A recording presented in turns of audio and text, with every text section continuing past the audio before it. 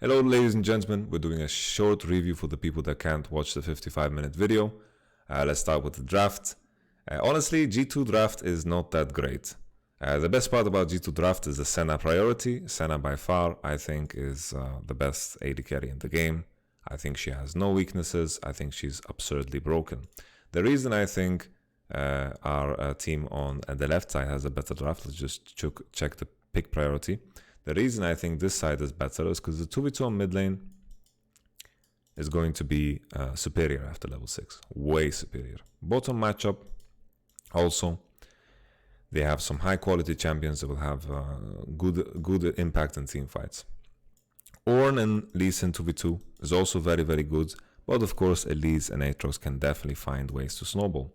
What was confusing to me here is the Qiyana first pick, the quick response was Lee Sin lock in, and then you match with Elise and you show already where Qiyana's going. So Qiyana is going to have a worse matchup in mid lane just because you reveal Elise, and Elise versus Lee Sin is also not the craziest thing that you can have, right? There's already here an issue in terms of the matchup. After Lee Sin 6, he's going to be stronger. Early on, Elise has a window to do things. Senna, as I said, best AD carry in the game by far. Good priority here. I think this is wrong. I think Senna just needs to get locked in as soon as possible. She is really OP. Here, Irelia ban, Pantheon ban is very specific towards Mad Lions. These are champions that you ban to just remove any type of hassle. I don't think they're that great. There are moments where they're OP, there are moments where they're shit. I think they're very niche, and I think most of the time the teams that are going to pick them are it's just a bait. Rumble ban is good, I think. Rumble is quite OP, especially on red, the double flags. It's hard to find counters. Akali, Yasuo, and Diana ban. The thing that confused me here is that Lucian didn't get picked. Lucian was completely open. First pick Qiyana. I think here you first pick Lucian, and then you go Elise, Senna, and then you work your way from there. I think that would be better. I think Lucian mid is super OP.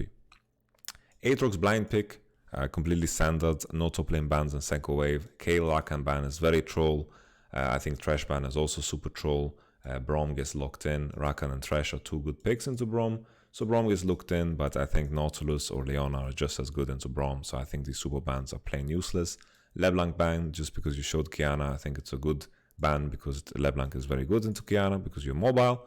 Kayle ban is really troll. I think this champion is just garbage. It is toilet tier. It is the type of shit you see in solo queue that goes 0-10 and then, you know, cool, you reach level 16 and now you're going to be useful, but that's just too slow. It's just the Kassadin of top lane, and it just doesn't belong in pro play unless you like pick it into a tank matchup or something. But with the nerf of keystones, it was rough for Kayle.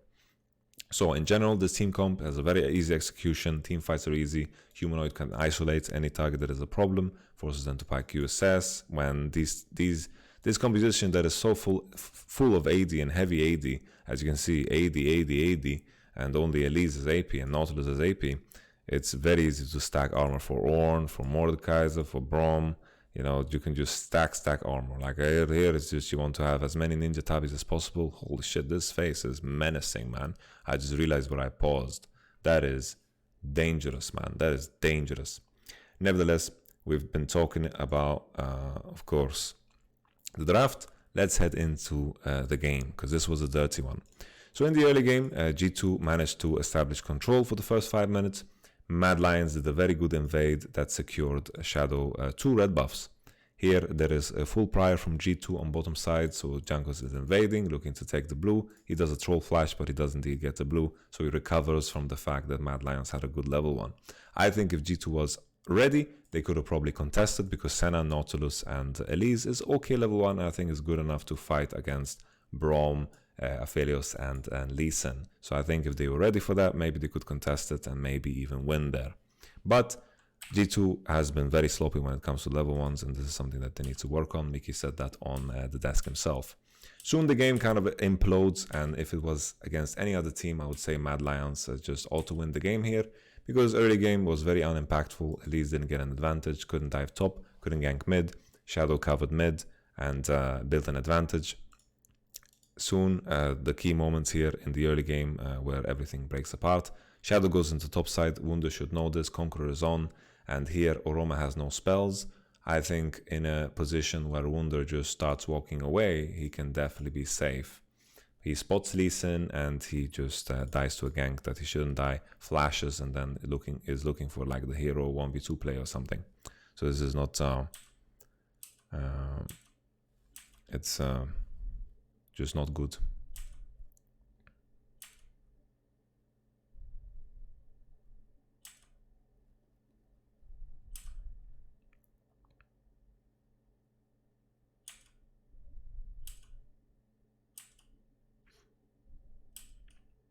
We continue because during the same time, you know, G2 managed to get 2v3 on bottom.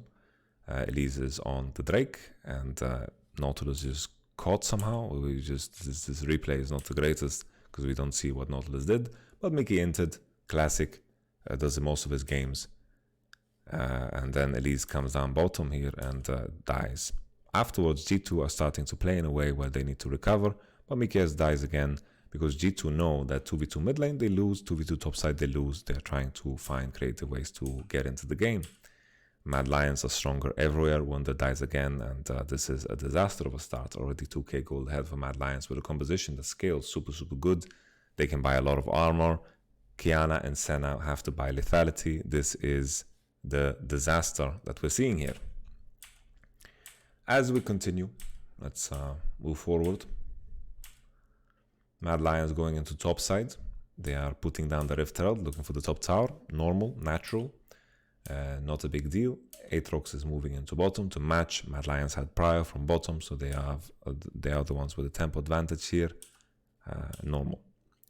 We continue on. Eventually, Mad Lions are going to approach the top turret. G2 are trying to find some creative plays here with Perks. He's sacrificing a lot of CS and he's looking to roam because he knows if they fight around mid lane he's going to lose. So Perks did sacrifice a lot of time and managed to be even in CS, so it's a big plus. Usually when you are in such a position like G2, the way in is to look to outnumber, the way they're doing here on bottom. Lee Sin is hovering into top side. Mad Lions have 2 TPs. Mordekaiser has TP. Ornn has TP. They're trying to attack the TP on bottom. And here you can see that G2 is moving away and Mordekaiser is just straight up trolling. So this is a big problem. Humanoid just keeps inting and this is giving G2 a lot of breathing room. Humanoid ults Perks and Humanoid is stuck in his own death realm because Perks is around his turret and Humanoid, regardless of him tweeting that this is the first time he played Mordekaiser, he indeed played disgustingly bad in terms of where he should have positioned on the map. So it's still 100% reportable. This was bad. Plain and simple, your bot lane is taking top tower as we see on the minimap here. Bot lane is taking the top tower for free. The enemy bot lane is rotating. You already won. You don't need to step into here. This is just terrible. We're going to segue now into another int. We're going to we're going to go into another play where Mordekaiser, you know, here you can argue that Mad Lions should help Mordekaiser catch the big wave that's coming before they go onto the Drake, because Lee Sin can just solo it, and when you are in full control of the map like Mad Lions are, I don't think there's any reason to just give up and trade, because that's what it becomes, a trading Drake for top tower. Of course, Mad Lions will have access to bottom, and this is a very key moment in the game, because this is where things start to fall apart for Mad Lions. The first thing happens with Mordekaiser trying to defend the tower that shouldn't be defended. He should walk away. The same way Aatrox right now is taking the golems, as we see on the minimap. He's taking the golems. The same way Mordekaiser should take golems. So please, Humanoid, take notes and wake the fuck up. Here he should be taking golems. And imagine if Mordekaiser is alive now. All of a sudden this push onto mid lane would make more sense. Obviously, justifying a Mad Lions mistake here when Aatrox is not showing on bottom tower and he's flanking here. This is a very good play from G2. We can't take that away from them. But imagine a place where Mordekaiser didn't die. He's hovering into this space and he's defending this, and they're taking mid tower and bottom tower for top tower. They could continue to snowball this game. Instead, we have a situation where boom, here Kazu will get popped. His flash is questionable. He's trying to use his weapon that gives him attack speed depending on rage, whatever, blah blah blah. I don't know the name of the weapons. Honestly, I don't give a shit. Also, something that you can argue is that Shadow shouldn't be punching the bottom tower because he's showing. The next big thing and the deciding factor, Shadow played this quite well. is the big team fight we saw around Drake, because that's going to lead into a national and also decide the game. I wanted to highlight this one because in the end this is supposed to be a short review and I can still talk about this game forever. Mad Lions are in a very dominant position still in the game, and G2 need to find ways where they are poking and effectively pretty much outplay the enemy in order to win fights, and that is what is going to happen. Here, Janko sacrifices his life to get the Herald. Shadow almost died, but he got out. Shadow seems pretty okay on Lee Sin, except for the last fight that we're going to highlight soon. Let's just fast forward to it, because otherwise we're going to stumble and fall around specific points in the game. We also had this beautiful moment here from G2 when apparently the news was that Perks misclicked Flash, but then made the play of the game. Play of the game. MVP. And then it's like, he flashed over the wall. He wanted to Q and misclick Flash, and then he was like, holy, and then he just pressed R, and then it turned into a nice, neat double kill here. Humanoid just ults the Elise for some reason, and then he dies. Once again, I guess we should point out that he said he's first timing, so, sucks for him. We continue. Drake, this was a massive swing. I think Mickey dies here. Mickey definitely was the sacrificial lamb. He did a lot of inting this game, level 1, like early on and in early stages, and getting caught a couple of times. This was also heavily discussed. This is W damage of Senna, Q damage, passive damage, and on top of that, Dustblade of Director, or whatever it's called, and Elise W and Q. So this is not, the damage is high, but there's a lot of damage falling here, so keep this in mind. And then Caps basically pretends he's David Blaine. He puts his E on. He's like Harry Potter with his magical cloak. Gets away. Very nice. Roots the enemies. Very neat play. Caps went unkilled this game. Next thing. This is Humanoid once again running it down. For some reason, his whole team is in base, right? And he decided to punch the bottom tower. Wunder just picks him up as he's like a freaking penny that's just, on the ground. Free money, free real estate. And Humanoid, but regardless of how much you played your champion or not, it does not, freaking show. It's just the decisions he's taking is just terrible. So I'm going to focus on that, Next thing, the big fight, the big fight. Oh, this was whatever, not too important. Big fight. This was the big fight. Pardon me. Right here, G2 gets a hook on. You see Perks whiffed his ultimate, didn't create too much, but he baits Kazi and Kaiser to follow him. Here, the best decision is to make sure that Kaiser tracks Perks, pushes him out, and makes sure that Kazi doesn't get flanked, because that is what, this is the most important factor. Brom needs to protect Kazi from Kiana, no one else. He's safe from everything else. Everything else, Kazi needs to avoid himself. So if Brom just marks Kiana here, just follows him and marks him, then it's better. Here they burnt Ornn ult and they took a lot of poke damage. Caps is doing some damage and moving in. Here, Perks once again keeps a very neat position, and someone needs to mark him because he's going to come in eventually and find good damage onto Kazi.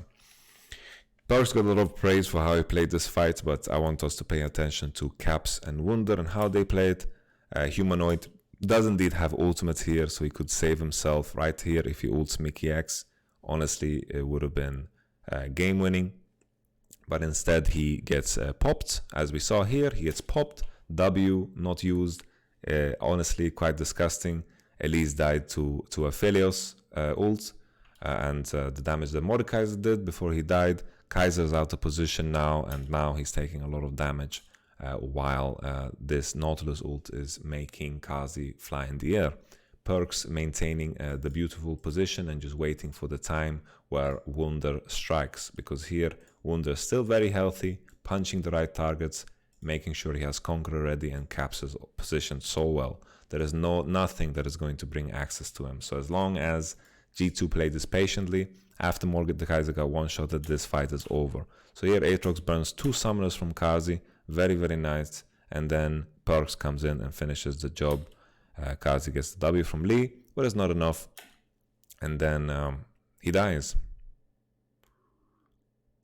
I've made a deal with the devil, Jimmy. She dies. Okay. That's Infernal. And that's an Ashe. And then Mordekaiser TPs and comes in. So, to summarize the game, Humanoid, Inti, and Mordekaiser, Mad Lions with a very, very strong early game, showed a lot of potential. I think Shadow showed a lot of potential, Kaiser showed potential, played the last fight bad. I think there was a lot of mistakes from everyone in this Drake fight that G2 definitely capitalized on. But overall, G2 following the same trend, shitty early game, recovering in mid to late game with good decision and putting that pressure to the enemy. If Mad Lions were more disciplined, they definitely should have won this game because I think they had the easier draft to execute. And also on top of that, well, that's a good way to end it. Thank you so much for subscribing. Catch you guys on YouTube. This will be uploaded on YouTube. Thank you very much. Peace.